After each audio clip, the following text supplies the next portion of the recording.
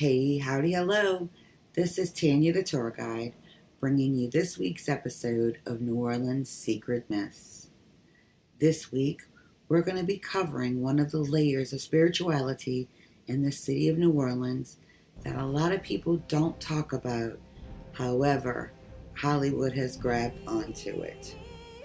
This week, the High Priestess of New Orleans, Mary Oneida Toups.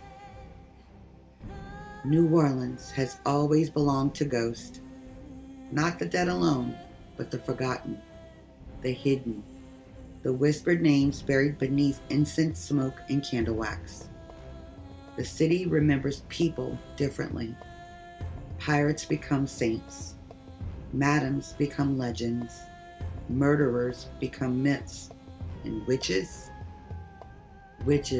become immortal. Tonight, we enter the shadowed world of the woman they called the Witch Queen of New Orleans, Mary Oneida Toups. A woman who arrived in New Orleans quietly and left behind one of the most mysterious occult legacies in American history. No grave, no obituary, almost no records, only stories. And in New Orleans, sometimes stories are more powerful than the truth. Mary was born Mary Oneida Hodgin on April 25th, 1928 in Meridian, Mississippi. The daughter of Arthur Hodgin and Mary Ellen Killing. Nothing in her early life suggested destiny. No prophecies, no lightning strikes, no family lineage of witches hidden in dusty attics, at least none that survived. She was born in the Deep South during the Great Depression, a world shaped by church bells, superstition, and silence. In the South, folk magic existed everywhere. Women whispered over herbs, men nailed charms above doors, root workers buried bottles beneath porches. People carried talismans in pockets while pretending not to believe in them. Magic was always there. It simply wore another name. By the late 1960s, America had become obsessed with the unseen. The age of Aquarius had arrived. The country was cracking open spiritually. Young Americans abandoned traditional religion, searching for transcendence through psychedelics, Eastern spirituality, ritualism, astrology, ceremonial magic, and the occult. Suddenly, witches were fashionable.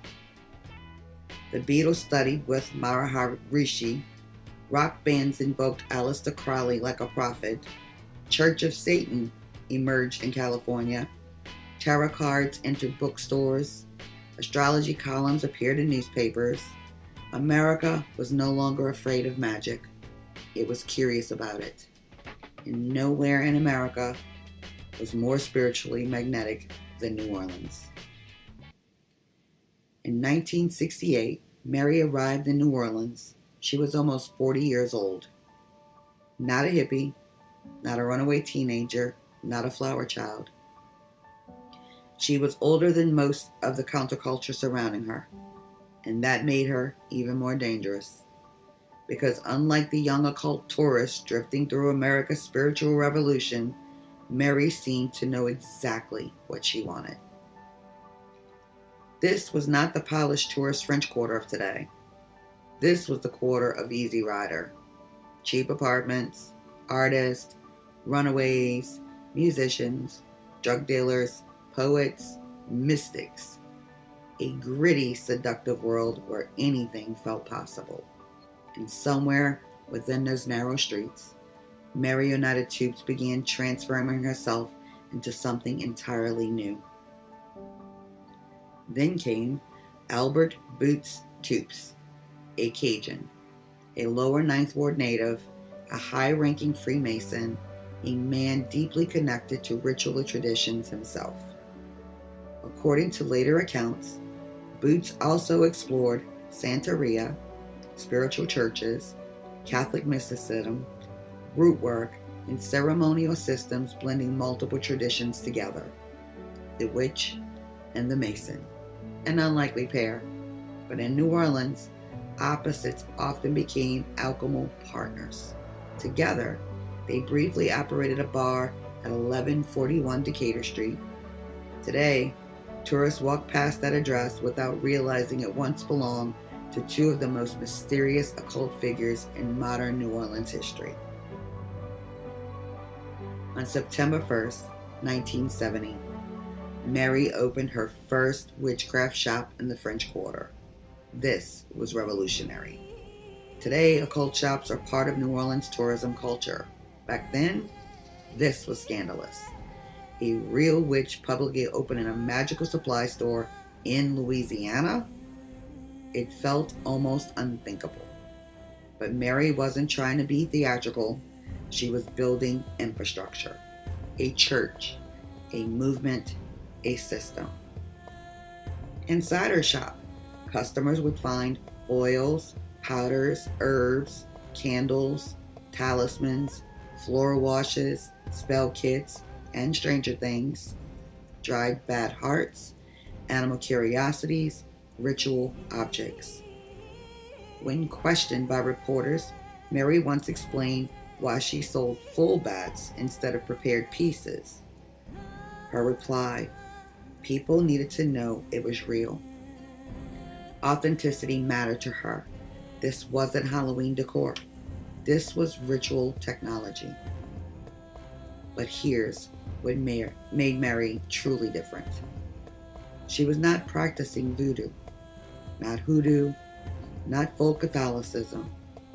Her work belonged primarily to Western ceremonial magic traditions descending from organizations like the Hermetic Order of the Golden Dawn.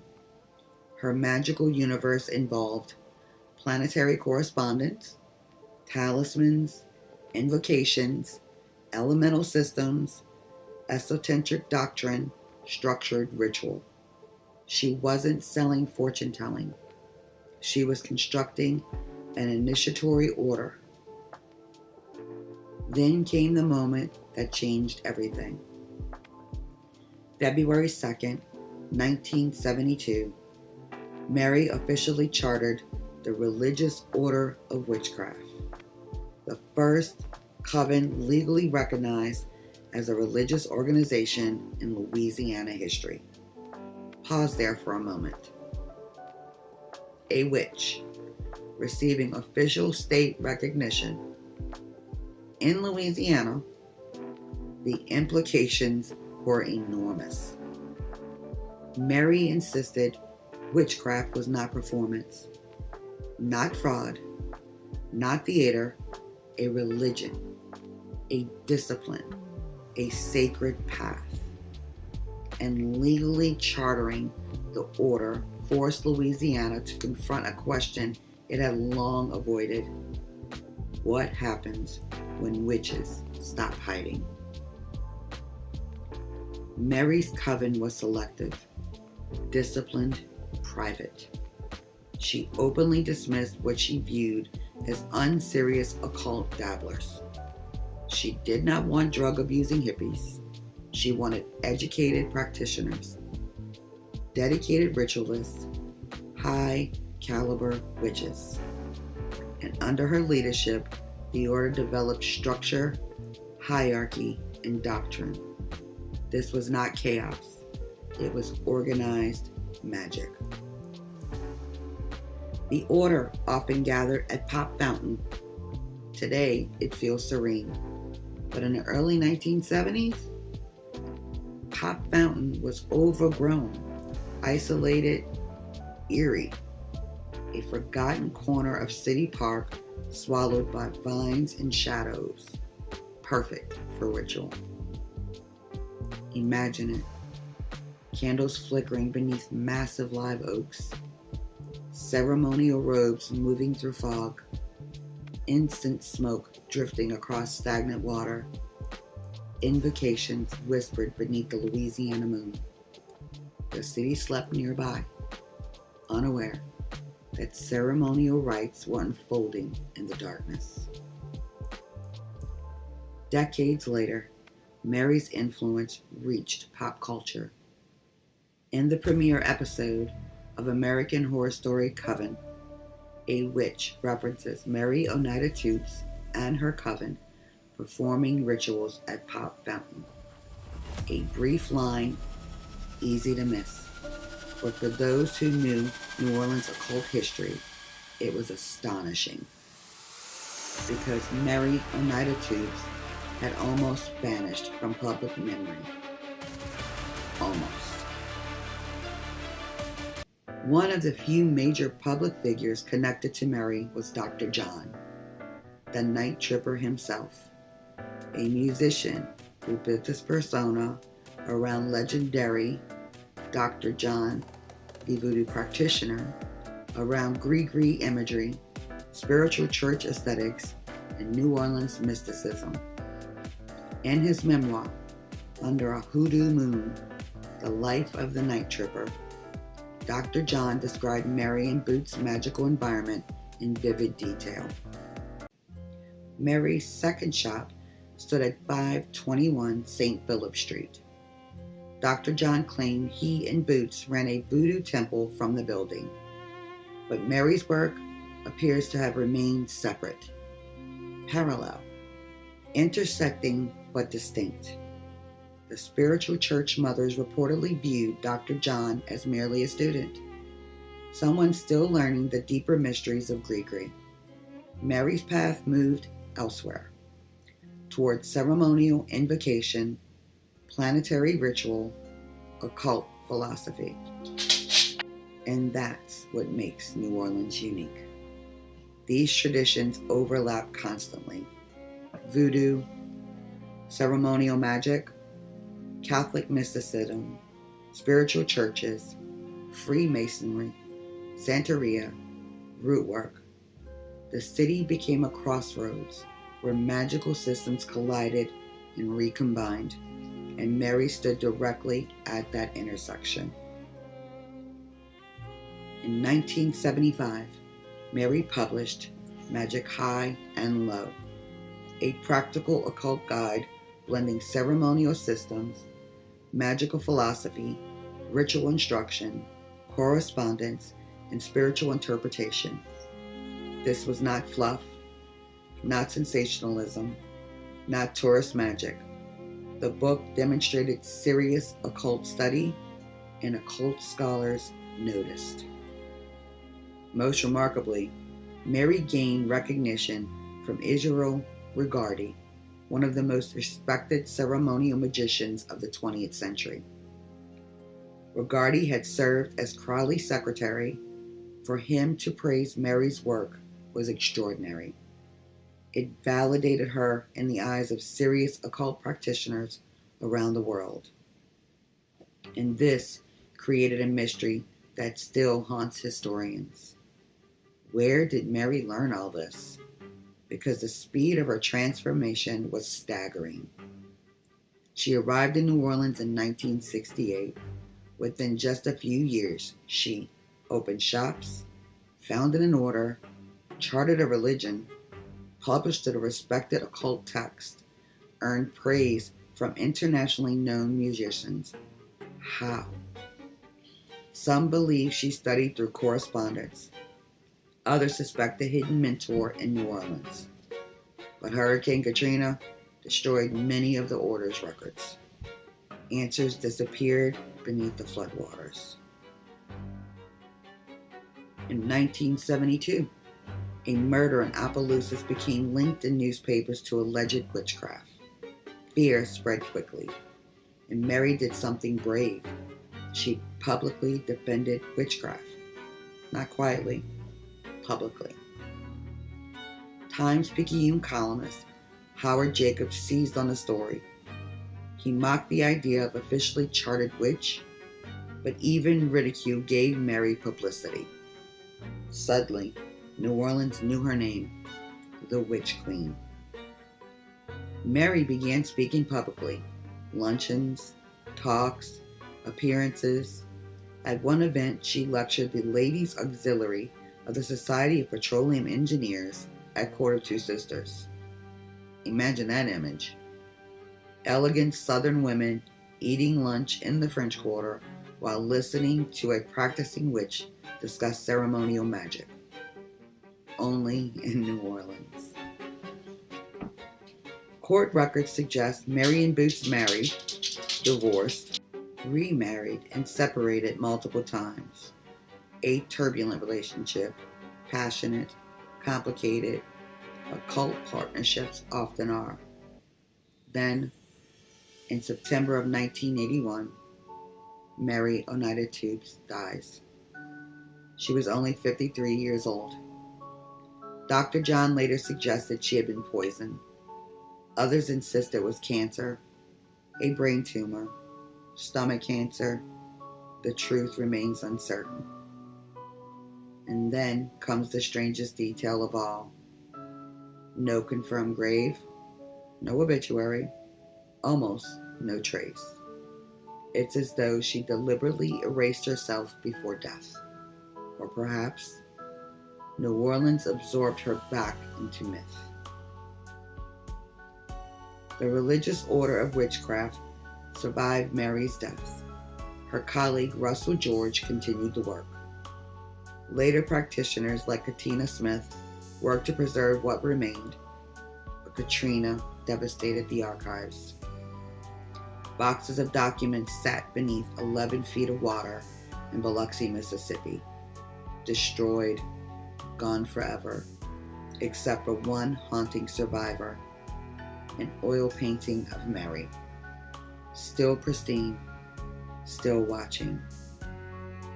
Witnesses describe Mary as elegant, arched eyebrows, long lashes, dark flowing hair, like a Southern Gothic film star, like Bobby Gentry stepped into an occult cathedral. She dressed dramatically, carried herself like a scholar priestess, not theatrical, authoritative. Mary matters because she changed the rules. Before her, witchcraft in Louisiana largely survived underground. After her, witchcraft could exist publicly, legally, openly, documented by the state itself. Hands of Faith. No people have any idea that behind those walls once stood one of America's most important occult pioneers. A woman who transformed witchcraft from rumor into religion. A woman who gathered witches beneath oak trees at midnight. A woman who vanished so completely that even death could not fully claim her. Maybe that was intentional. Maybe mystery was her final ritual. Because real magicians understand something important. Power survives through story. And in New Orleans, stories never die. And for those at Hands of Faith who are inside those walls today, they keep her name and story carrying on. They have become the keepers of the portal, the revitalizers of the religious order of witchcraft, and have currently re-released the works of Mary Oneida Toups in the book Magick High and Low. Thank you for joining me on this beautiful journey about a woman almost forgotten. Now, she'll be recorded in history on this podcast, and hopefully her legend will keep passing on, keeping the magic alive. It's part of New Orleans' charm. Tanya, the tour guide here. If you'd like to book a tour when you're visiting the city of New Orleans, look in the comments or look into the description and you will find the link to book a tour with me. I will also be including a link to find Hands of Faith, readers, psychics, palmistry, everything magical you can imagine in the safe confines of their religious order of witchcraft. Thanks for joining me. Till next week. Tanya the tour guide, signing off.